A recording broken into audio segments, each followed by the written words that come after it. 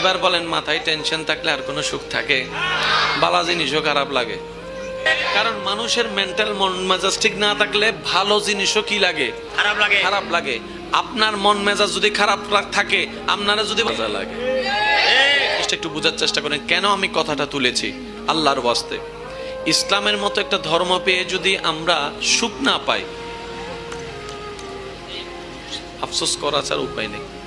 আমাদের কোন একটা জায়গায় বেজার লাগছে, ভাই কথা বলেন না, ঠিক না?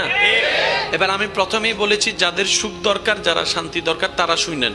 আর যারা বলেন যে না আমি সুখের সাগরে আছি, ওই হাইয়ারে সুখী হয়েছে গুদিবের হত সুখের সাগরে আছি, তাহলে আপনার না শুনলেও চলবে, আপনার জগৎ আলাদা।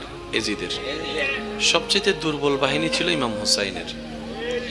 পানি ছিল এজিদ বাহিনীর কাছে, পানি ছিল না হুসাইনি কাফেলার সাথে। খাবার ছিল যথেষ্ট এজিদ বাহিনীর কাছে, কিন্তু খাবার কোনো ছিটে পোড়া ছিল না হুসাইনি কাফেলার সাথে। মৃত্যুর ভয় ছিল হুসাইনি কাফেলার, এজিদি কাফেলার। কিন্তু বাস্তবতার চিত্রটাই ছিল ভিন্ন। ইমানদার ভাইদের আমি মনোযোগ আকর্ষণ করছি, হাজারবার শুনেছেন, শুধু উলামায়ে ইকরামের দোয়া নিয়ে একটু গভীরে যাওয়ার চেষ্টা করছি। ওয়ামা তৌফিক ইল্লা বিল্লাহ।